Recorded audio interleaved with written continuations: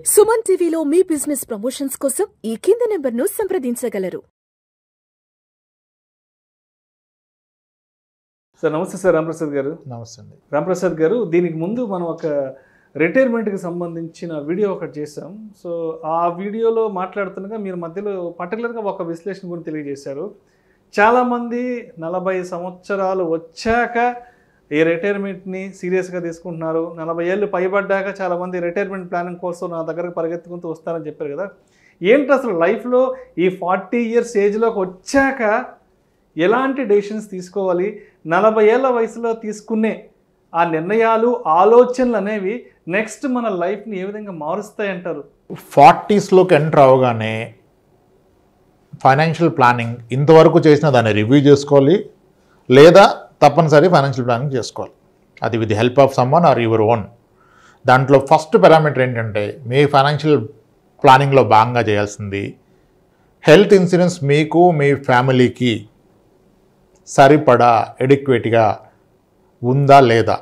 Next, మీ పిల్లల higher education అయిపోయేంత వరకు మీకంటూ ఒక భారీ లైఫ్ ఇన్సూరెన్స్ కవరేజ్ ఉందా లేదా.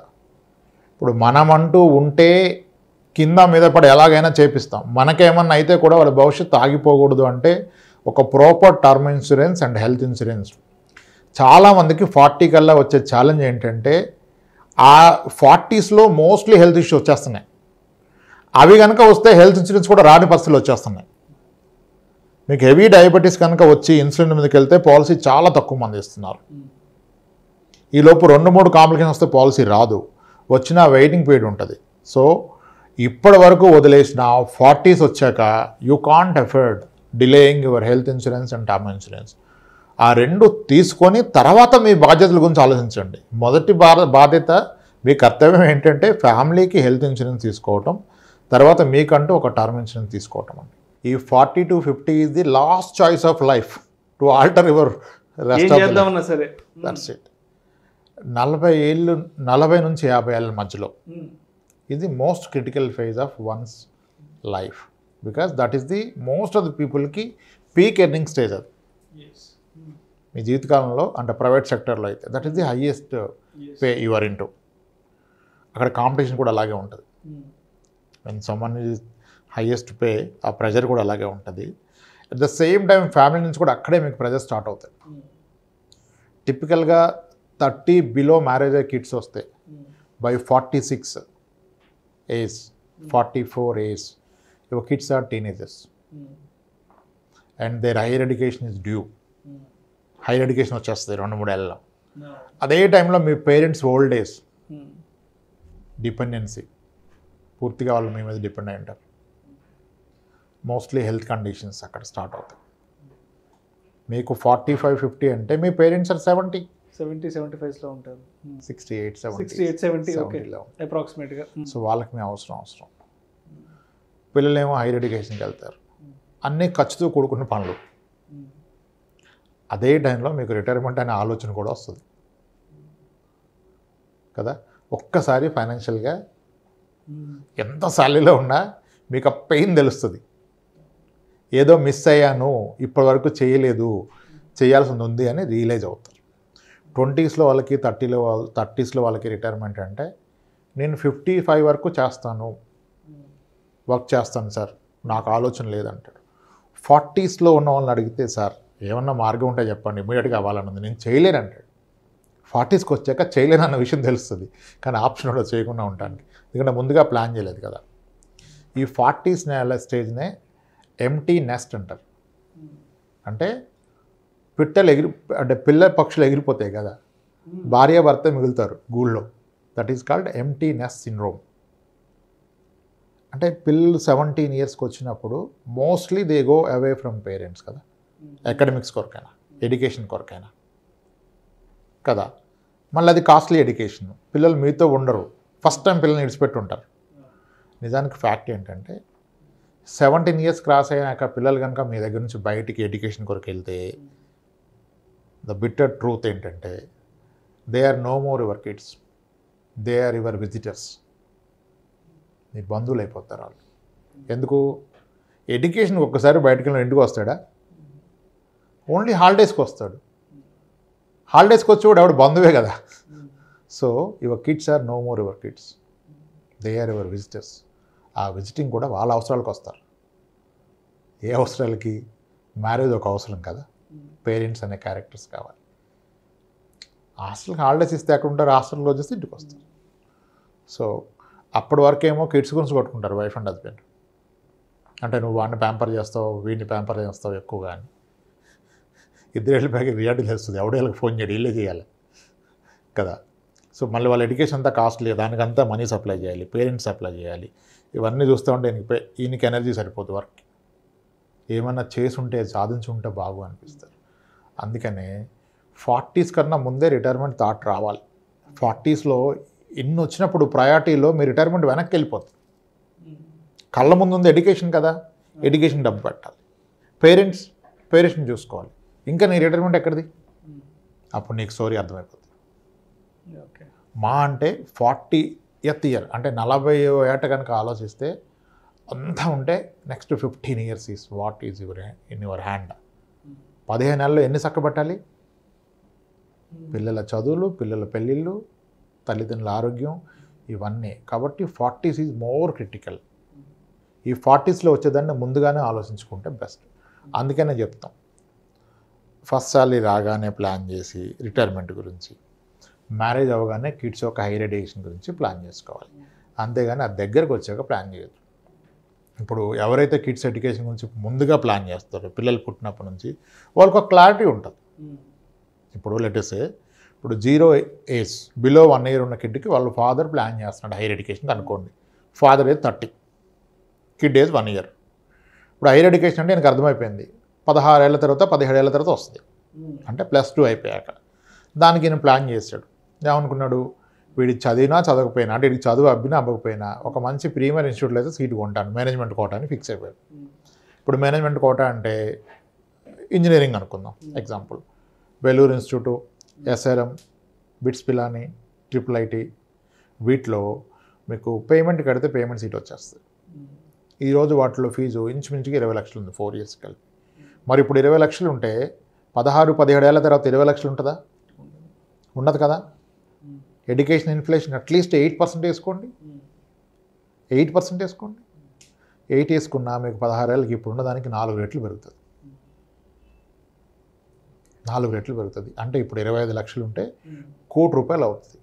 Then where is the plan for 1 crore? ఈరోజు ప్లాన్ చేస్తే రాబోయే 16-17 ఏళ్ళలో 1 crore కావాలంటే ప్రాబబ్లీ మ్యూచువల్ ఫండ్ లాంటి ఇన్స్ట్రుమెంట్ తీసుకుంటే నెలకి 15,000 16,000 సరిపోతుంది. ఈరోజు ఆలోచన వస్తాయి. కానీ మీకు 40 ఏళ్ళు వచ్చాక, మీ పిల్లోడికి 14 ఏళ్ళు వచ్చాక ఆలోచన వస్తే అప్పుడు కూడా ₹1 కోటి. కానీ ₹1 కోటి 4 ఏళ్ళలో కూడబెట్టలేరు కదా. అక్కడ మీరు కాంప్రమైజ్ అవుతారు. అప్పుడు ఎవరు నేను తప్పు చేసా ముందుగా ప్లాన్ చేయలేదని చెప్పాడు, నాకున్న దాంట్లో నేను బెస్టే చేశాను అంటాడు. చదివేవాడు ఎక్కడున్నా చదువుతాడు అంటారు. ఎప్పుడు? పెట్టండి డబ్బులు లేనప్పుడు కదా. అంటే మనం తప్పు పట్టట్లేదు, ప్లాన్ చేస్తే పెట్టగలిగే వాళ్ళు ఏమో ఆలోచించుకోండి అని చెప్తున్నాను. ముందుగా ప్లాన్ చేస్తే చదివేవాళ్ళు ఎలాగో చదువుతారు, చదివేవాళ్ళు పేరెంట్స్ లేకపోయినా చదువుతారు. కానీ పేరెంట్స్ సపోర్ట్ చేస్తే, ఇప్పుడు ప్రీమియర్ ఇన్స్టిట్యూట్ చదివిన వాళ్ళంతా వేరే రెగ్యులర్ కాలేజీలో నార్మల్ కాలేజ్ చదివిన తెలివైన వాళ్ళ కాదు, వాళ్ళ పేరెంట్స్ తెలివైన వాళ్ళు. సో అదే పేరెంట్స్, అది మన బాధ్యత వాళ్ళ హైయర్ ఎడ్యుకేషన్ గురించి. అది ఈరోజు ఆలోచించుకోవాలి. చాలామంది చెప్తారు హైయర్ ఎడ్యుకేషన్ ప్లాన్ చేస్తాను సార్ అంటాడు. ఎంత అంటే ఒక 15 లక్షలు సార్, 20 లక్షలు సార్ అంటాడు. 20 దేనికి? ఒక రిఫరెన్స్ పాయింట్ తీసుకుంటే మీకు అర్థమవుతుంది ఎంతకు ప్లాన్ చేయాలో. ఆ రిఫరెన్స్ లేకుండా ప్లాన్ చేస్తే మీకు అర్థమవుతుంది. అంటే మేము చదివిన కాలేజీలో కాదు కదా, నేను ఇంకా బెటర్ కాలేజ్ అనుకున్నా. ఆ బెటర్ కాలేజ్ ఈరోజు ఎంత? అది కనీసం ఇక్కడ నుంచి 8 yearsకి డబుల్ అవుతుంది. వీడికి 17 ఏళ్ళు అంటే డబ్బులు కాస్త మళ్ళీ డబుల్ అయిపోద్ది కదా. దానికి ఎక్కడ పెడతావు? అది ప్లాన్ చేయాలి. ఓకే. సో అంటే ఇప్పుడు ఈ ప్లానింగ్ లేనంత లోపల ఇన్వెస్ట్ చేయడానికి కదా, డబ్బులు ఏం వృధా చేయరు. ప్రాబ్లం వల్ల ఏంటంటే డబ్బులు ఎవరు వృధా చేయరు, ఇన్వెస్టే చేస్తారు. కానీ దాన్ని రైట్ ఇన్వెస్ట్మెంట్ చేసామా లేదా అనేది. People are thinking good investment, not the right investment. ఇప్పుడు ఆ టైంకి నాకు కరాఖండిగా చేతికి ఆ ₹1 కోటి వచ్చే విధంగా ఇన్వెస్ట్ చేయాలి. ఓకే, ఇప్పుడు నేను ఏ స్థలమో కొన్నాను అనుకోండి, పెరుగుతుంది, నిజానికి పెరుగుతుంది, 12% పెరుగుతుంది. కానీ ఆ రోజు ఫట్టుమని వస్తుందా? వస్తే కంప్లీట్ నాకు ట్రాన్సాక్షన్ అంతా నా అకౌంట్లోకి వస్తుందా? ఫీజు పే చేయడానికి. క్యాష్ వస్తే పే చేయలేను కదా. కొనండి, ప్లాట్ కొనండి ఎడ్యుకేషన్ కొరకు. కొంటే కూడా దాన్ని అకార్డింగ్లీ మేనేజ్ చేయండి. 17వ ఏట కట్టాలంటే 14వ ఏట నుంచి దాన్ని అమ్మటం మొదలు పెట్టండి. ముందుగా అమ్మి డబ్బు అకౌంట్లో పెట్టుకొని ఆ రోజు కట్టండి. ఇలా కిడ్స్ ఎడ్యుకేషన్ని కిడ్ పుట్టగానే ప్లాన్ చేయాలి. ఆడు 9th 10th వచ్చాక యూ కాంట్. మీ రిటైర్మెంట్ కూడా కనీసం ఒక 15 ఏళ్ళ ముందు ప్లాన్ చేస్తే అచీవ్ అవ్వగలుగుతారు. లాస్ట్ మినిట్ ప్లానింగ్ అవ్వదు. ఆ క్లారిటీ పెట్టుకున్నప్పుడు రిటైర్మెంట్ అంటే దీంట్లోనే అని ఏం లేదు. రెండో ఇల్లు కొన్నప్పుడు decide it, this house is for my retirement. అంటే ఎలా రిటైర్మెంటు? దాని నుంచి వచ్చే అద్దెతో నా రిటైర్డ్ లైఫ్ కొనసాగిస్తాను. అప్పుడు ఏమవుతుంది, మీ ఫ్యామిలీకి మీరు కరెక్ట్ ఇండికేషన్ ఇస్తారు. పర్పస్ తెలవాలి కదా. దీన్ని నమ్మి చదివిస్తానంటే దాని మీద ఆశపడతారు. ఇది నా రిటైర్మెంట్కి ఎవరికి ఇవ్వను, దీని మీద వచ్చే రెండుతో నేను బ్రతికేస్తాను. ఈరోజు నా ఖర్చు 20,000, ఈరోజు 30,000 రెండో చదివి కొనుక్కున్నాను. ఫ్యూచర్లో నా ఏజ్ పెరిగినా దీని రెంట్ పెరుగుతుంది కాబట్టి నా ఖర్చులు పెరిగినా సరిపోద్ది. అలా ఏదో ఒక అసెట్ లింక్ పెట్టుకోండి రిటైర్మెంట్కి, లేదా పెన్షన్ ప్లాన్స్లో పెట్టండి. అది last choice is when you reach 40. 50 వచ్చాక ప్లాన్ చేయలేరు. కెరియర్ ఎండ్లోకి వచ్చేస్తుంది. ప్రైవేట్ సెక్టర్లో అయితే ఇంకా డిఫికల్ట్ ఉంటుంది. అందుకే గవర్నమెంట్ సెక్టర్లో చాలామంది ఓల్డ్ పెన్షన్ కావాలంటున్నారు. న్యూ పెన్షన్ వద్దు, మాకు ఓపీఎస్ కావాలని. ఒక గ్యారంటీడ్ పెన్షన్ అనేది మనిషికి భరోసా ఇస్తుంది. సో 40స్లో ఈ పారామీటర్స్ అన్నీ ఒక్కసారి వచ్చి పడటం వల్ల that is the most critical phase. But still plan చేసి అచీవ్ చేయొచ్చు. 40s is the most critical phase. అది last opportunity for you to start a good investment. Yes sir, అలా ప్లాన్ చేసుకోవాలి 40స్లో. Thank you sir, thank you so much Ramprasad garu. ప్రతి మనిషి జీవితంలో 40 years phase అనేది ఎంత కీలకమో, ఆ 40 years ఏజ్లోకి అడుగుపెట్టాక ఎటువంటి ఫైనాన్షియల్ కమిట్మెంట్స్ అనేవి మనల్ని చుట్టుముడతాయి, ఎటువంటి బాధ్యతల ఊబిలో మనం కూరుకుపోతుంటాము. సో రిటైర్మెంట్ని ఎంత ఎర్లీగా ప్లాన్ చేసుకోవాలి అని ఇలాంటి అద్భుతమైన అంశాల గురించి చాలా క్రిస్టల్ క్లియర్గా అండ్ చాలా ఎమోషనల్గా కూడా మన ఆడియన్స్కి మీ విశ్లేషణ ద్వారా అందించారు sir. Thank you so much Ramprasad గారు. ఎందుకంటే గతంలో చాలా రిటైర్మెంట్ వీడియోస్ చేసాము, బట్ ఎందుకో ప్రత్యేకించి ఇవాళ మాట్లాడుకున్న ఈ రిటైర్మెంట్ వీడియో అంటే మీ ఎదురుగా కూర్చుని వింటున్నంతసేపు జీవితం ఏంటి, అసలు జీవితం విలువేంటి, ఒక 40 ఏళ్ల తర్వాత లైఫ్ ఏంటి, ఒక 50 ఏళ్ల తర్వాత లైఫ్ ఏంటి, ఒక 70 ఏళ్ల తర్వాత లైఫ్ ఏంటి అనేది కంప్లీట్ ఒక పిక్చర్ అనేది ఒక రియలిస్టిక్గా చూపించారు sir. Thank you so much. డెఫినెట్గా ఈ వీడియో ఎంతో కొంతమందికైనా ఉపయోగపడుతుందని, అట్లీస్ట్ రిటైర్మెంట్ గురించి ఇప్పటి వరకు ఆలోచించని వాళ్ళు అట్లీస్ట్ ఈ వీడియో చూసాకైనా వాళ్ళు కూడా రిటైర్మెంట్కి సంబంధించిన ప్లానింగ్ చేసుకుంటారని ఆశిద్దాం sir. Thank you so much Ramprasad గారు.